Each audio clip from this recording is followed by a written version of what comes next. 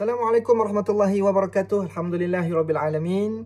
Wassalatu wassalamu ala Rasulillah wa ala alihi washabihi ajma'in. Para pendengar, tuan-tuan yang dikasihi oleh Allah Subhanahu wa taala sekalian, alhamdulillah syukur dapat bertemu lagi untuk program Siri Al-Quran Sahabatku, dan hari ini kita sambung lagi perbincangan mengenai sifat huruf bagi bahagian yang kedua, yang mana minggu yang lalu kita telah berbicara mengenai sifat huruf. Pada bahagian pertama, kita telah mengenali makna sifat huruf dari sudut bahasa dan juga istilah.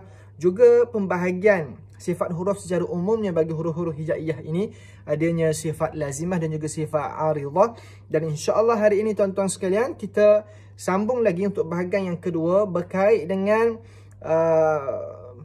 pandangan ulama yang berselisih mengenai bilangan sifat lazimah yang terdapat pada huruf hijaiyah. Saya ulang, berkait dengan khilaf ataupun perbezaan pendapat ataupun perselisihan pendapat para ulama mengenai bilangan huruf bagi sifat lazimah, mengenai bilangan sifat lazimah bagi huruf-huruf hijaiyah ini. Baik, kita lihat apa kata para ulama mengenai bilangan sifat lazimah bagi huruf-huruf hijaiyah ini. Yang pertamanya, setengah ulama antaranya Imam Ibnu Al-Jazari mengatakan bahawa sifat lazimah itu ada 17. Dan inilah pendapat yang masyhur lagi terpilih. Sifat lazimah itu adanya 17. Kita ulang lagi sekali tuan-tuan sekalian. Sifat lazimah ni apa dia? Itulah sifat yang asal bagi huruf-huruf hijaiyah seperti mana rakhawah, seperti mana hamas, jahar dan sebagainya. Okey, jadi satu pandangan pertama mengatakan, termasuklah Imam Ibnu Al-Jazari mengatakan sifat lazimah ini ada 17. Dan pendapat ini adalah pendapat yang masyhur lagi terpilih. Dan yang kedua, ada pandangan yang mengatakan, sebagian ulama antaranya Imam As-Sakhawi mengatakan bahawa sifat lazimah ada 16. Dan mereka menggugurkan pada sifat idlaq dan juga ismat, sebaliknya menambah satu sifat yang lain, iaitu sifat hawaiyah. Dan yang ketiga, sebahagian ulama antaranya Imam Al-Barkawi mengatakan bahawa sifat lazimah ada 14. Dan mereka menggugurkan sifat izlaq, ismat, inhiraf dan lin. Sebaliknya menambahkan sifat ghunnah. Dan sebahagian ulama antaranya sahib Ar-Ri'ayah Makki bin Abu Talib mengatakan bahawa sifat lazimah ada 44. Dan yang terakhir, sebahagian ulama mengatakan bahawa sifat lazimah itu ada 33. Maka di sini tuan-tuan sekalian, ada 5 pendapat ataupun pandangan para ulama, dan mereka ini berselisih dari sudut bilangan sifat lazimah bagi huruf-huruf hijaiyah. Dan yang masyhur seperti mana pandangan yang dipilih oleh Imam Ibnu Al-Jazari mengatakan bahawa sifat lazimah itu terdapat 17. Dan ini yang masyhur dalam kalangan para ulama, dalam kalangan pendapat yang masyhur dalam kalangan para ulama. Dan ada yang lain mengatakan ada 16, ada yang mengatakan 14, ada yang mengatakan 44 dan juga 33. Kita lihat apa kata Imam Sahib Al-Salsabi Al-Syafi.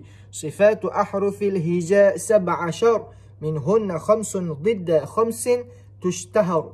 Yang mana sifat-sifat huruf hijaiyah 17, daripadanya 5 yang berlawanan dengan 5 yang dimasyhurkan. Baik, tuan-tuan dikasihi oleh Allah Subhanahu wa taala sekalian, seperti mana yang disebut pada pandangan yang kedua tadi, iaitu antaranya Imam As-Sakhawi yang mengatakan sifat lazimah itu ada 16. Siapakah dia Imam As-Sakhawi ini?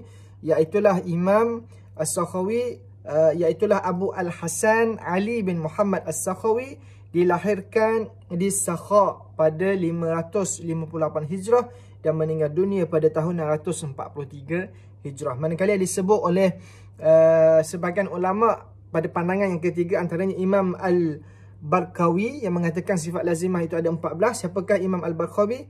Iaitulah Muhammad bin Bir Ali Al-Barkawi Al-Rumi, dilahirkan pada tahun 929 Hijrah dan meninggal pada tahun 991 Hijrah.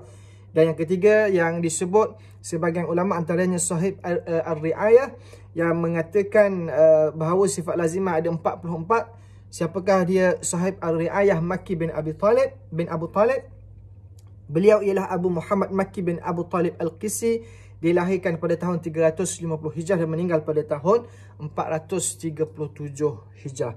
Baik tuan-tuan sekalian, hari ini kita mengetahui terlebih dahulu perselisihan para ulama mengenai bilangan sifat lazimah yang ada pada huruf-huruf hijaiyah, dan seperti mana yang telah kita maklum yang dimasyhurkan sifat lazimah ini ialah 17 yang masyhur dalam kalangan para ulama, dan selebihnya ada perselisihan, ada yang mengatakan 44, ada yang mengatakan 33, bahkan ada yang mengatakan 16. Ini semua khilaf dalam kalangan para ulama. Sekali lagi kita kena faham apakah yang disebut sebagai sifat lazimah itu, iaitulah sifat asli yang ada pada huruf hijaiyah, yakni sifat asli sesuatu huruf.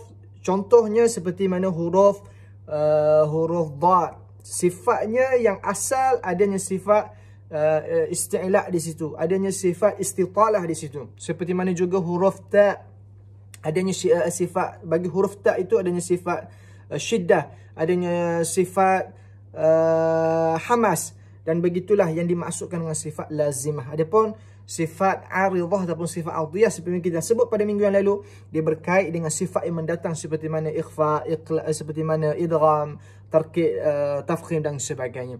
Baik, insya-Allah tuan-tuan sekalian, kita sambung lagi untuk perbincangan yang akan datang berkait dengan sifat lazimah bagi huruf hijaiyah yang terbahagi kepada dua bahagian, iaitu sifat berlawanan dan juga sifat tunggal. Secara ringkas ataupun secara lebih mendalam lagi, insya-Allah kita akan cuba jelaskan pada pertemuan yang akan datang, insya-Allah. Untuk hari ini kita faham terlebih dahulu mengenai khilaf ataupun perselisihan para ulama mengenai bilangan sifat lazimah, dan yang masyhur dalam kalangan para ulama ialah sebanyak 17 sifat lazimah yang ada, dan insya-Allah kita akan mengetahui satu persatu selepas ini untuk siri-siri yang berikutnya, insya-Allah. Terima kasih tuan-tuan untuk kesetiaan tuan-tuan dalam program siri Al-Quran Sahabatku ini. InsyaAllah kita bertemu lagi pada pertemuan yang akan datang. Semoga Allah merahmati kita. Semoga Quran sentiasa di hati kita. Semoga kita menjadi salah seorang umat Nabi SAW dan hamba Allah yang sentiasa mencintai Al-Quran. InsyaAllah mudah-mudahan. Bertemu lagi pada pertemuan yang akan datang. Assalamualaikum warahmatullahi wabarakatuh.